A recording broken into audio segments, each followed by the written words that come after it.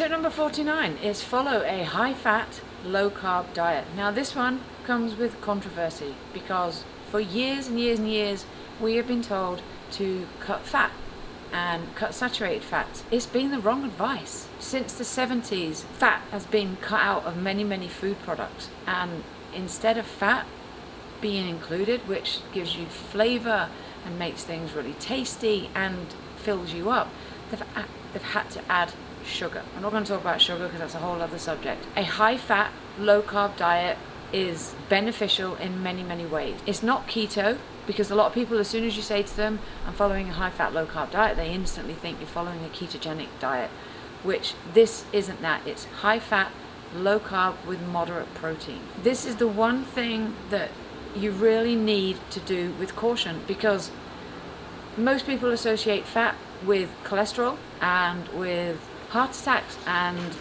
all the other conditions that come with hardening of the arteries. They're now discovering that the cholesterol in our blood comes from inflammation.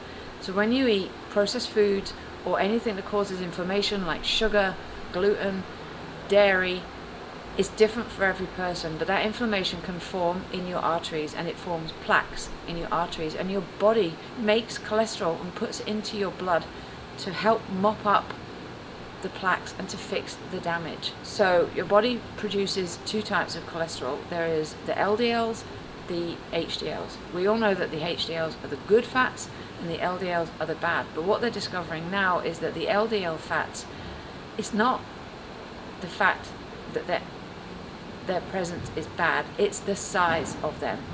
When you eat processed foods and sugars and all these other things, they become small and dense, and that's where they become the problem. If you eat a high-fat diet with low carbs and whole food diet, so lots of vegetables, lots of fruits, lots of healthy food, nuts, seeds, and all the good things, those LDLs become light and fluffy, and they are not a problem to your health. So you can eat a high-fat, low-carb diet as long as you are not eating all the processed foods. And they kind of go hand in hand. If you're eating high-fat, then you're not as hungry, so you're not going to want all the junk foods out there. But if you continue with a high-fat diet and you continue to eat the processed foods and a lot of sugar and chocolate and all the things that we enjoy, then that is where it can become dangerous, because those LDLs can become dense, and that's where they start forming the plaques and causing all sorts of problems in your arteries. I switched to a high-fat diet in January. You know, you get scared when you follow these diets because you think, what is it doing to my body? So I had my lipid panel done in August. The doctor rang me with the results, and he was like, your blood lipids are amazing. So just so you know, it can do wonderful things inside your body as long as you follow this kind of diet with safety. It's eating low carbs with healthy fats, coconut oil, grass-fed butter, ghee, olive oil, extra virgin olive oil, nuts and seeds, and all these things are amazing. They're also filling, but again, it's with everything in moderation. Saying that, I do enjoy a good coffee with 2 massive scoops of coconut oil in it.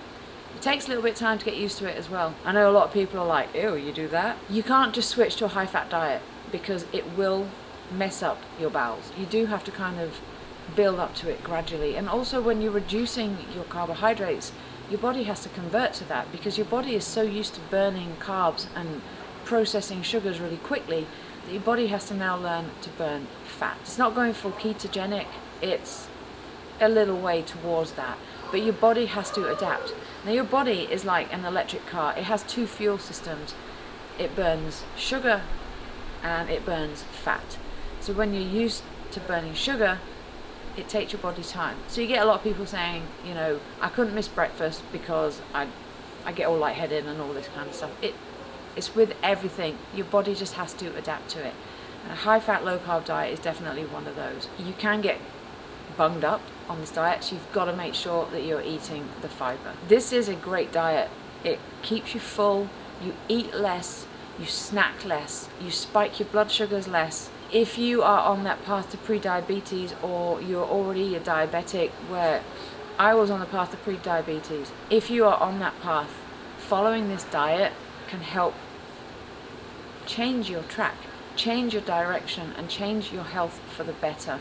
But like I said, you have to follow it with caution, and if you are concerned at all, then definitely check in with your doctor. There is a lot of information out there on this, and if you need any more, then drop me a message. I'm happy to talk to anybody about this, but a high-fat, low-carb diet is amazing. I've never been so full.